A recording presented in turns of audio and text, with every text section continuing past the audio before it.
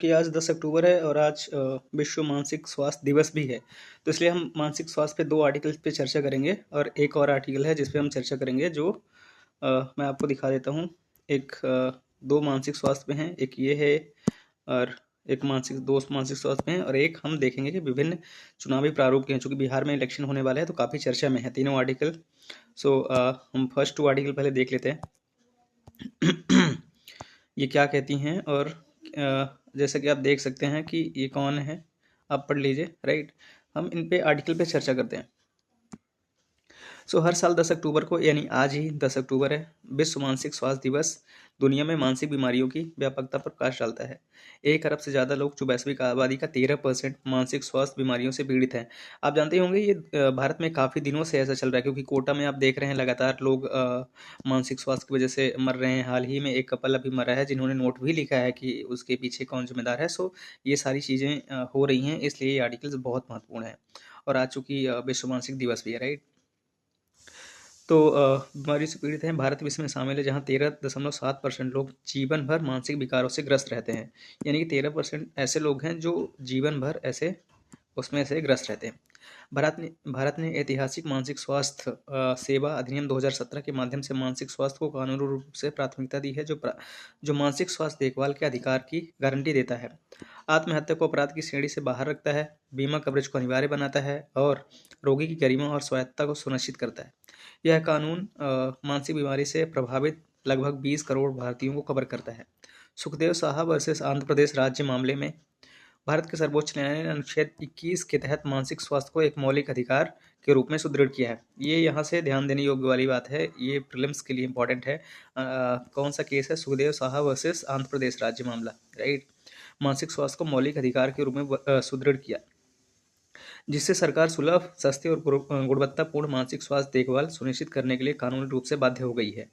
सरकार का जिला मानसिक स्वास्थ्य कार्यक्रम लगभग 767 जिलों को कवर करता है, जो परामर्श, बाह्यरोगी सेवाओं और आत्महत्या रोकथाम तक पहुंच का विस्तार करता है और मानसिक स्वास्थ्य सेवाओं के विकेंद्रीकरण के एक महत्वपूर्ण प्रयास का संकेत देता है। राइट, 24x7 मानसिक स्वास्थ्य हेल्पलाइन नंबर टेलीमानस के शुभारंभ से करीब 20 लाख और 5,000 से ज़्यादा टेली परामर्श सत्र संभव हुए हैं, जिससे वंचित क्षेत्रों में पहुंच में सुधार हुआ है। इसके अतिरिक्त मनोदर्पण जैसे स्कूल आधारित सरकारी कार्यक्रम देश भर के 11 करोड़ छात्रों तक पहुंच चुके हैं। राइट, ये इंपॉर्टेंट डेटा हो सकता है। हम देख लेते हैं भारत में क्या बाधाएं हैं, लेकिन चुनौतियां अभी भी बरकरार हैं। राष्ट्रीय मानसिक स्वास्थ्य सर्वेक्षण 2015-16 से पता चलता है कि विभिन्न विकारों के उपचार में लगभग 70 से 92% का अंतर है और अवसाद और चिंता जैसे सामान्य विकारों में यह अंतर 85% है। भारत में मानसिक स्वास्थ्य कार्यबल की कमी बनी हुई है। प्रति 1 लाख जनसंख्या पर केवल 0.75 मनोचिकित्सक और 0.12 मनोवैज्ञानिक होने के कारण भारत विश्व स्वास्थ्य संगठन WHO को उन दिशा निर्देशों के पीछे है जिनके अनुसार प्रति 1 लाख लोगों पर कम से कम 3 मनोचिकित्सक होने चाहिए। राइट, यद्यपि DMHP ने अपना दायरा बढ़ाया है और फिर विभिन्न अध्ययनों की रिपोर्ट बताती है कि देश भर के विभिन्न राज्यों में DMHP का कामकाज ठीक से नहीं चल रहा है। कमियों दवाओं की उपलब्धता तक फैली हुई है, जहां अक्सर प्राथमिक स्वास्थ्य केंद्रों में आवश्यक मनोविकार नाशक दवाओं का स्टॉक खत्म होने की सूचना मिलती है। आगे बढ़ते हैं। पुनर्वास सेवाएं, जो स्वास्थ्य लाभ और सामाजिक एकीकरण के लिए महत्वपूर्ण है, देश भर में चिन्हित आवश्यकताओं के 15% से भी कम को पूरा करती हैं। गहरा कलंक अभी भी मौजूद है, क्योंकि हाल के अध्ययनों से पता चलता है कि 50% से अधिक भारतीय मानसिक बीमारी के लिए व्यक्तिगत कमजोरी या शर्म को जिम्मेदार मानते हैं। यानी कि वो शर्म मानते हैं कि मैं जाऊंगा ही नहीं। राइट, जैसे स्ट्रेस हो गया, ऐसी चीज़ें, डिप्रेशन जैसी चीज़ें हैं।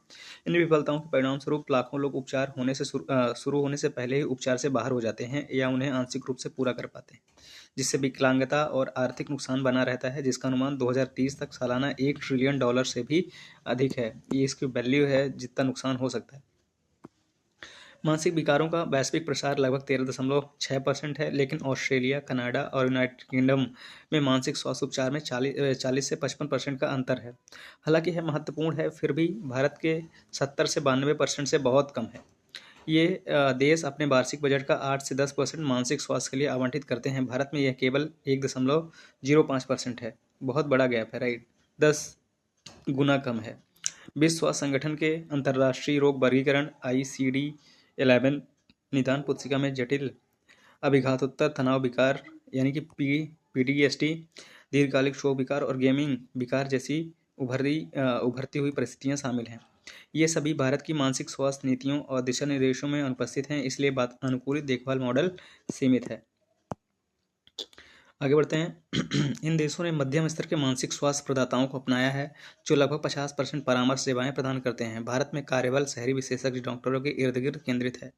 मानसिक स्वास्थ्य सेवाएं सार्वभौमिक हैं और बीमा कवरेज 80% से अधिक है, जबकि भारत में यह 15% से भी कम है।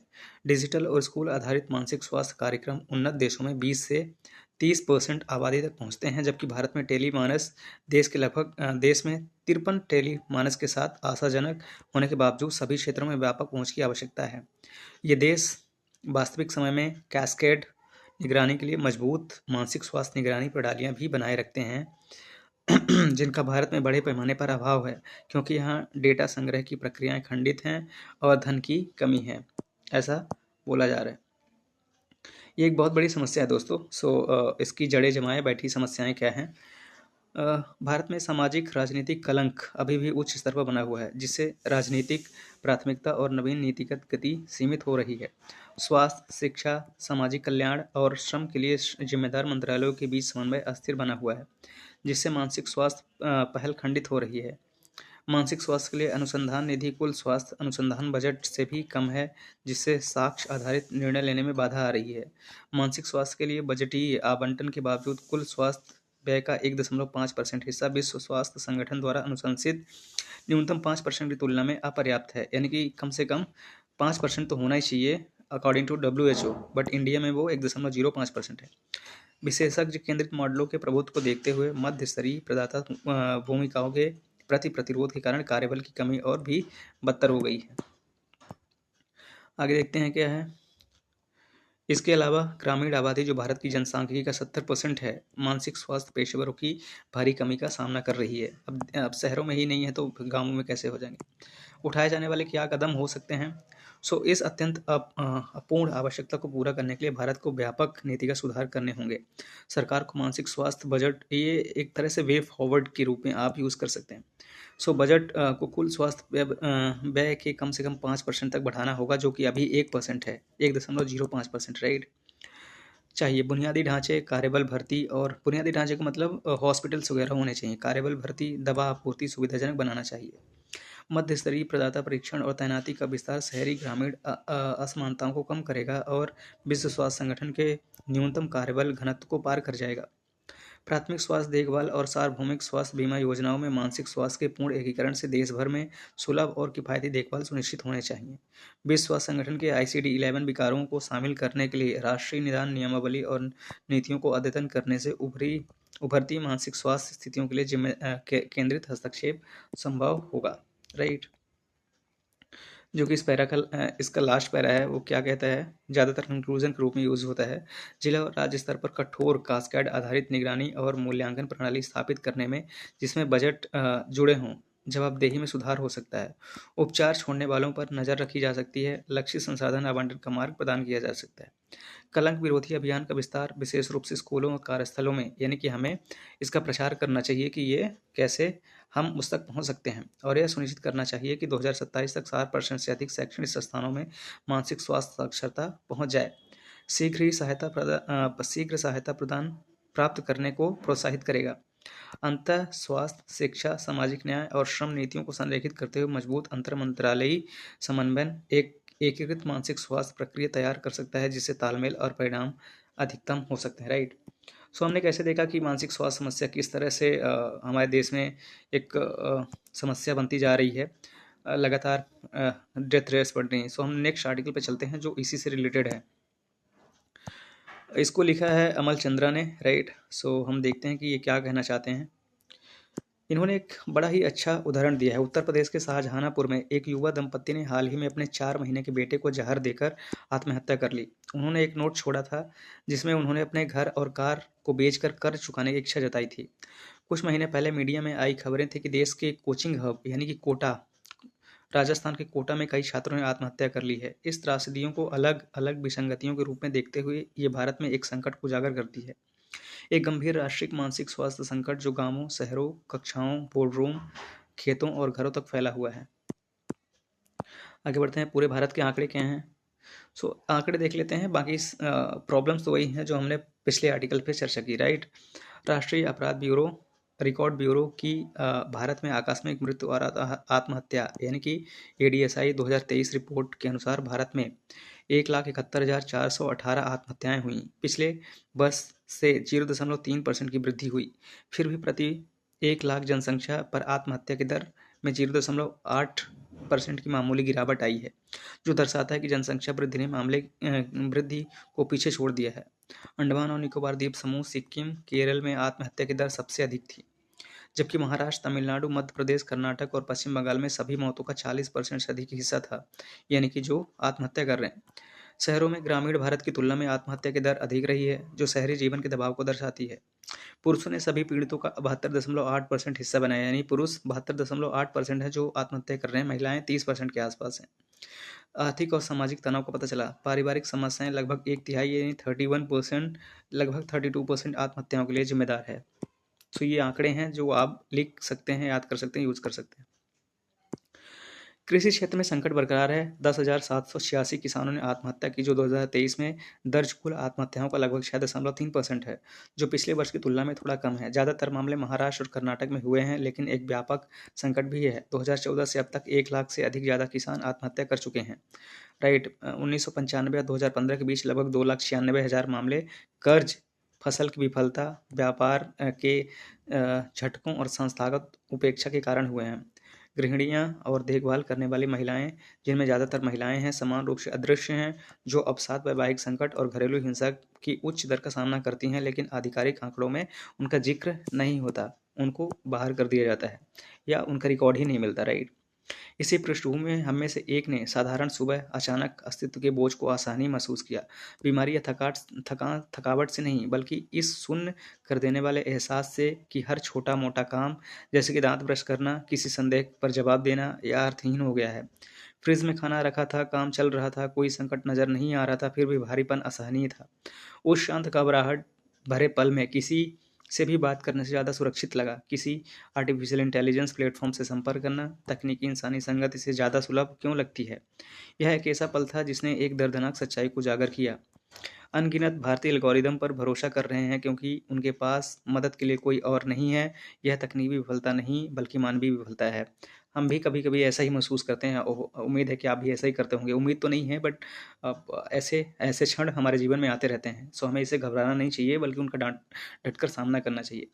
बढ़ते हैं आगे। लगभग 230 मिलियन भारतीय मानसिक विकारों के साथ रहते हैं।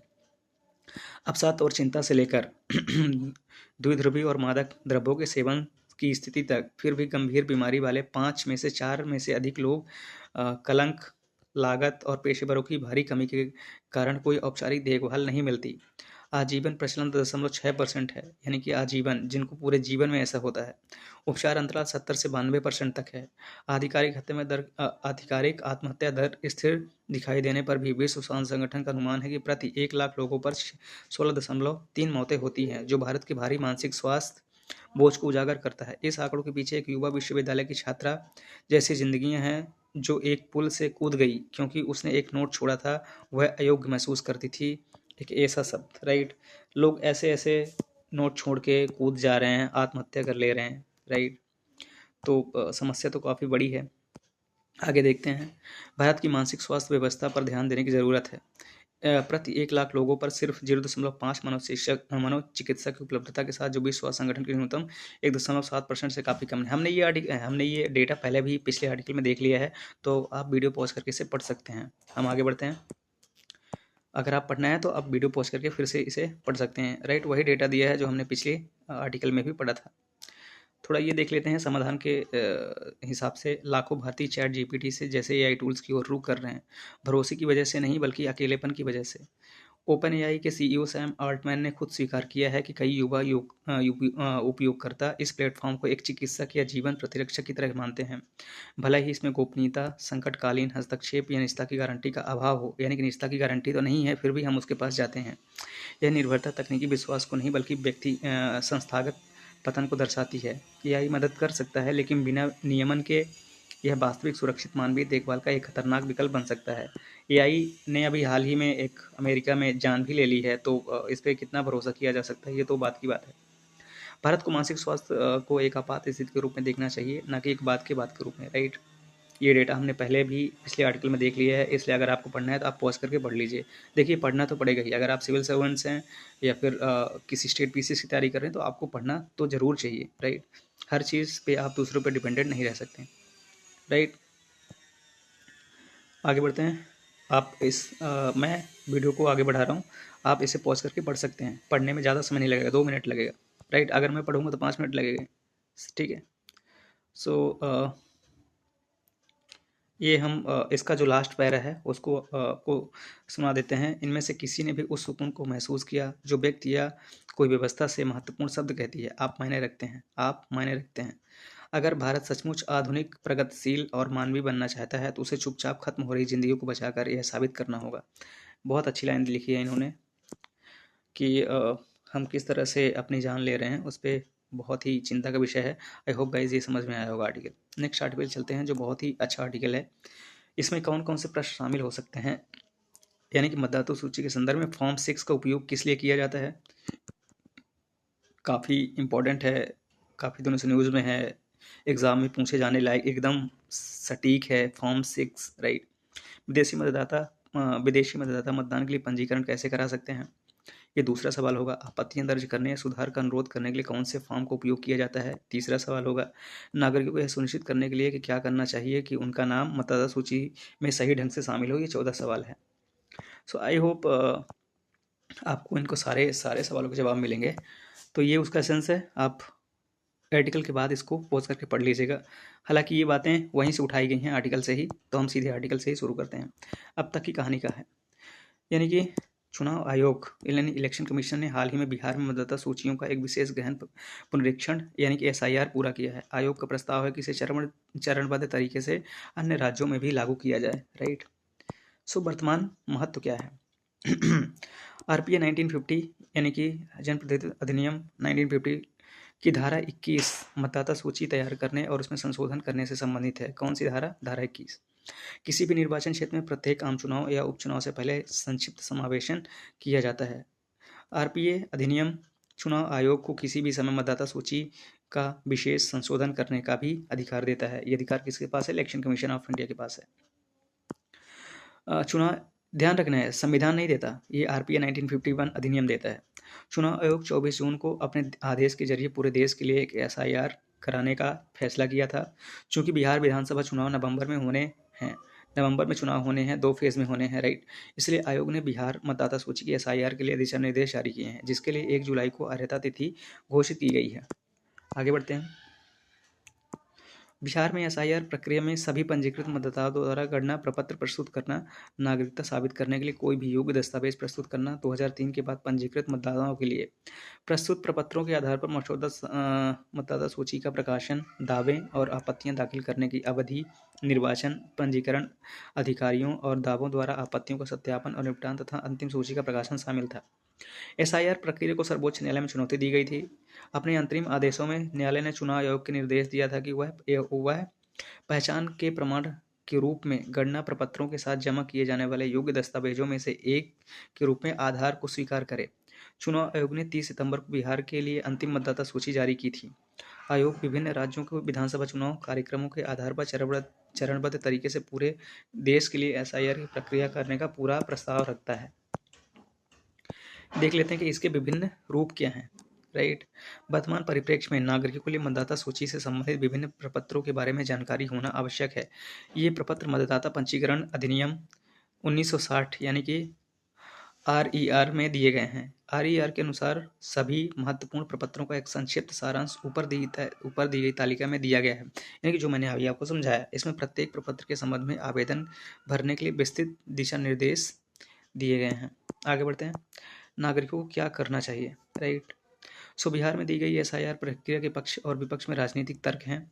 हालांकि स्वतंत्र और निष्पक्ष चुनाव कराने के लिए स्वच्छ मतदाता सूची सर्वोपरि है, जो हमारे सुचारू लोकतंत्र के लिए आवश्यक है। उम्मीद है कि चुनाव आयोग भविष्य की एसआईआर में एक विस्तृत कार्यक्रम तैयार करेगा, जिससे मतदाताओं को बिना किसी परेशानी के भाग लेने के लिए पर्याप्त समय मिल सके। सर्वोच्च न्यायालय यानी सुप्रीम कोर्ट के निर्देशानुसार आगामी एसआईआर में पात्र दस्तावेजों की सूची में पहचान के प्रमाण के रूप में आधार को भी शामिल करने की संभावना है, राइट, आधार कार्ड। इस बीच नागरिकों को यह सुनिश्चित करना चाहिए कि प्रकाशित मसौदा सूची का सत्यापन कर ले उन्हें आवश्यकता अनुसार गणना प्रपत्र भरने चाहिए। नए मतदाताओं और विभिन्न निर्वाचन क्षेत्रों में स्थानांतरित हुए मतदाताओं को संबंधित फॉर्म भरने चाहिए। राजनीतिक दलों और नागरिक समाज समूहों को इस पूरी प्रक्रिया में नागरिकों, विशेषकर सबसे वंचित वर्गों की सहायता करनी चाहिए। इससे प्रत्येक पात्र नागरिक के मताधिकार से समझौता किए बिना एक स्वच्छ मतदाता सूची सुनिश्चित होगी। इसको लिखा है रंगराजन आर, जो कि पूर्व आईएएस अधिकारी हैं और courseware on polity simplified के लेखक भी हैं। सो इन्होंने ये आर्टिकल लिखा है। आई होप गाइस समझ में आया होगा आपको ये पूरा आर्टिकल, जो कि चुनाव सुधार से संबंधित है, right. So thank you for being here. मिलते हैं हम नेक्स्ट आर्टिकल पे नेक्स्ट डे। Thank you.